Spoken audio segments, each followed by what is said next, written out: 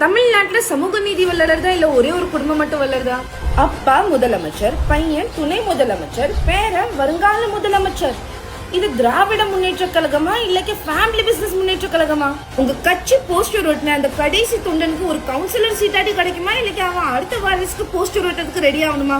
மேடை ஏறினா மட்டும் ஹிந்தி ஒலிக அப்படின்னு ஆரம்பிச்சிருது. ஆனா அவங்க வீட்டு பிள்ளைகள் நடத்துற ஸ்கூல்ல மட்டும் ஆவோ ஜாவோ கேசாஹோ தமிழ்ல மட்டும்தான் காக்கா கீக்கின்னு படிச்சுட்டு அங்கேயே இருக்கணும். ஆனா இவங்க ஹிந்தி கத்துக்கிட்டு டெல்லியில போய் சீட்டு கேட்பாங்க. தனாத்தனத்தை ஒழிப்போம் அப்படின்னு மயக்க பிடிச்சு கத்துறீங்க. ஆனா வீட்டுக்குள்ள போனா ரகசிய பரிகார பூஜை பண்ணிட்டு இருக்கீங்க. வீட்டுக்கு வெளியே பகுத்தறிவு பகலவன், வீட்டுக்குள்ள பஞ்சாங்கம் பார்க்கும் பரம்பரை. என்ன சார், ஹிந்துவை பார்த்தாதான் உங்களுக்கு எக்கலமா இருக்கா இல்லைக்கு உங்க பகுத்தறிவுக்கு ஃபேமிலி டிஸ்கவுண்ட் உண்டா?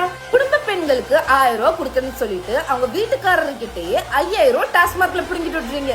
இதுக்கு பேரு மகளிர் உரிமை தொகை கிடையாது சார், இதுக்கு பேரு ரீசைக்ளிங் எக்கனாமி. அதாவது ஒரு கைட்ட கொடுத்துட்டு இன்னொரு கைட்ட குடும்பியை பிடிச்சு வாங்குறது. நீங்க வாங்குறது 1 இல்ல 2 இல்ல 4 மடங்கு ஜாஸ்தியா வாங்குறது. அண்ணா சொன்ன கடமை கண்ணியம் கட்டுப்பாடு இப்போ குடும்பம் கலெக்ஷன் கமிஷனா மாறிடுச்சு.